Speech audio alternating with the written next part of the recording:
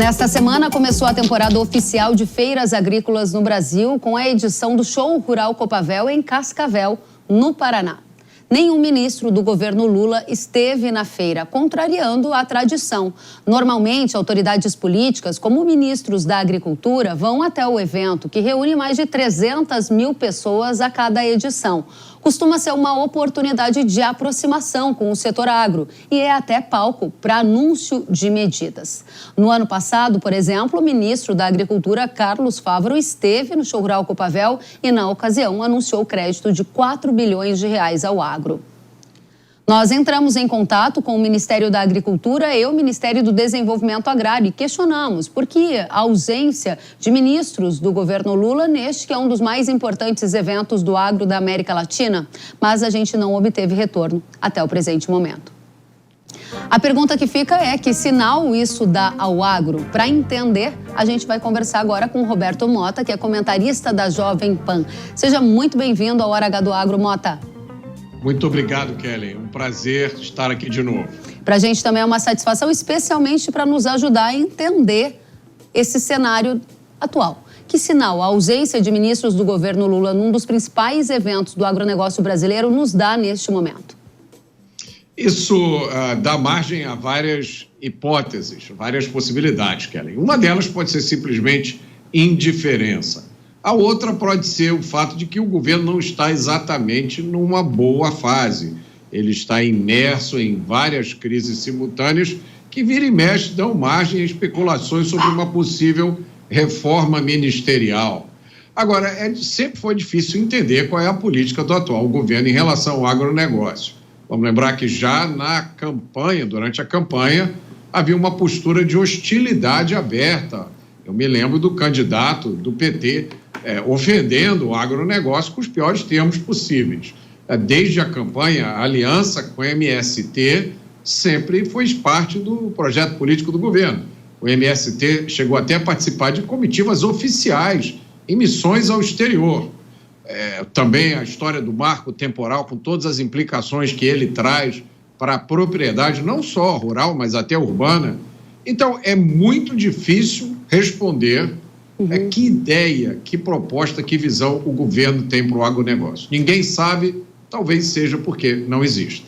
Essa é uma questão interessante, Mota. Eu estive em Cascavel, no Paraná, no Show Rural Copavel, que é uma das maiores feiras agrícolas do agronegócio da América Latina.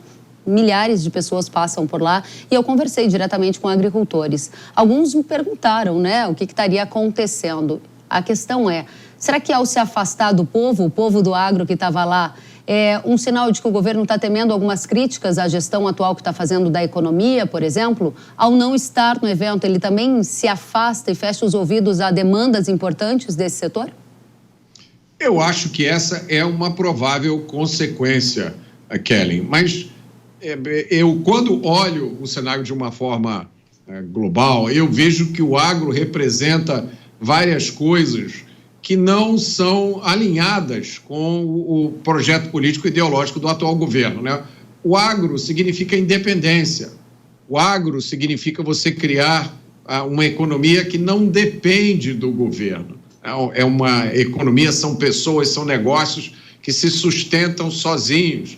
Então, eu acho que quando você traz uma visão de independência do Estado, de independência do governo, isso incomoda muita gente cujo projeto político está baseado em manter as pessoas dependentes do Estado. Muito bem. Nessa sua visão de que o agro significa independência, há uma preocupação do setor agropecuário em alguns dos seus segmentos de que o governo, numa tentativa populista de baixar o preço de alguns alimentos, interfira no livre mercado, gerando efeitos colaterais para longas cadeias que fazem parte do agro. Você acredita que essa é uma possibilidade real, dado que a pauta alta da comida está tirando a popularidade do governo Lula?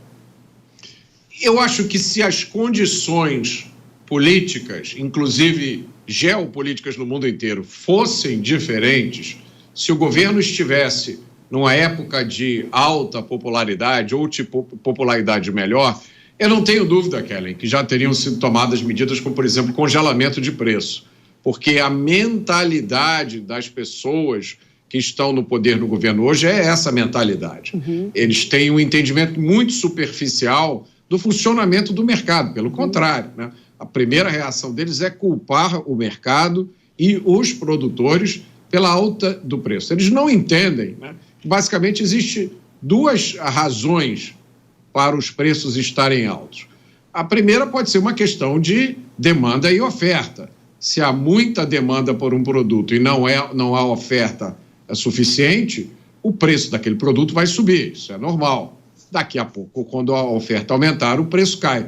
Agora, quando todos os alimentos ficam mais caros ao mesmo tempo e outros produtos e serviços ficam mais caros ao mesmo tempo, aqui a gente está falando de inflação, que é causada pelo aumento da impressão de dinheiro por parte do governo. A raiz de tudo está nos gastos do governo.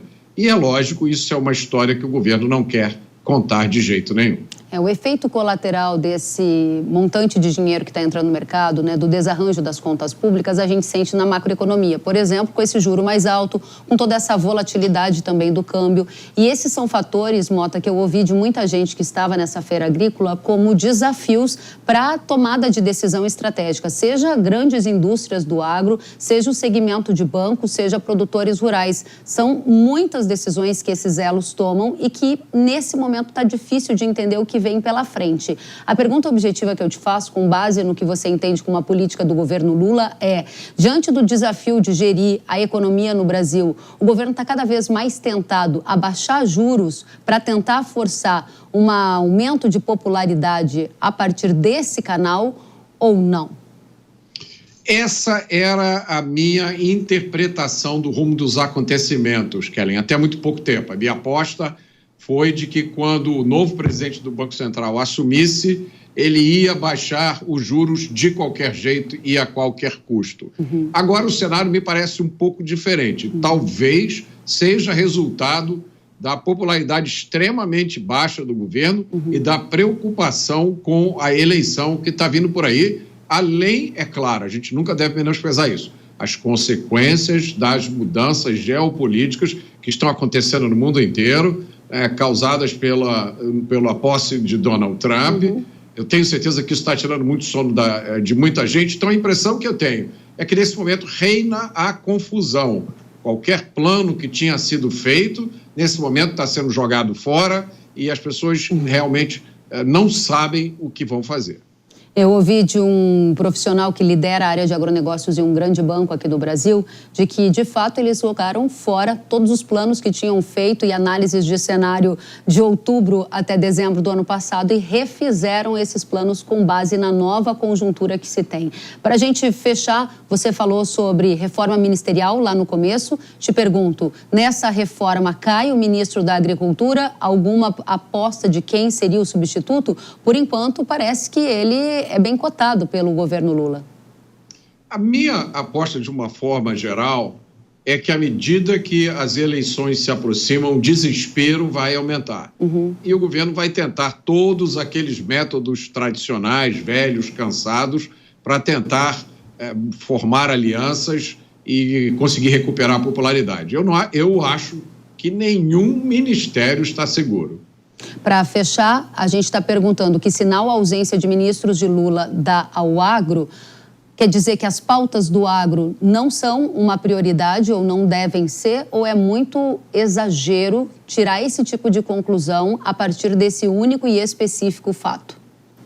Eu acho que o que a gente pode concluir daí é uma mistura de desconhecimento de como funciona a economia e é uma coisa que eu classificaria de analfabetismo político, né? Incapacidade de reconhecer o papel que o agro desempenha no Brasil de hoje. Eu acho que, se o governo continuar com essa postura, o preço a pagar vai ser muito alto. Você falou de Trump. Lula já sinalizou que vai recorrer ao OMC em função das tarifas contra aço e alumínio. O agro olha para Trump e quer saber que tipo de relação o Brasil vai ter nessa nova geopolítica mundial, seja Estados Unidos, China, Brasil do agro, super exportador. Qual é a mensagem que você diria para a nossa audiência que está tentando decifrar o atual cenário no Brasil e lá fora? Há muita incerteza Muita coisa vai depender da dinâmica entre Estados Unidos e China, se o nível de tensão vai aumentar ou se eles vão chegar rapidamente ao entendimento. Dependendo da acomodação, a oportunidade para o Brasil pode ser muito grande. Agora, uma lição que a gente pode tirar, com certeza, de tudo que aconteceu até agora, é que os Estados Unidos vão se tornar um país muito mais competitivo.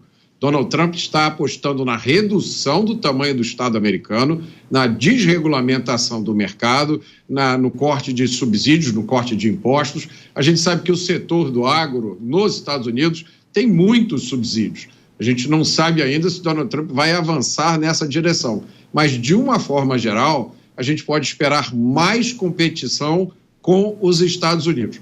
O melhor caminho seria estabelecer as melhores relações possíveis entre o Estado brasileiro e o Estado americano. Mas não me parece que, com o atual governo brasileiro, isso tenha qualquer possibilidade de acontecer. Roberto Mota, comentarista da Jovem Pan News, é uma satisfação recebê-lo. Volte sempre. Muito obrigado, é um prazer. Obrigada, até a próxima. E o Hora H do Agro entrou em contato com o Ministério da Agricultura pedindo esclarecimento sobre a ausência de representantes do governo nessa feira agrícola, e aqui a gente reitera que o espaço está aberto para a gente tratar das políticas do governo para esse que é um dos setores mais importantes da economia brasileira, o agro nacional.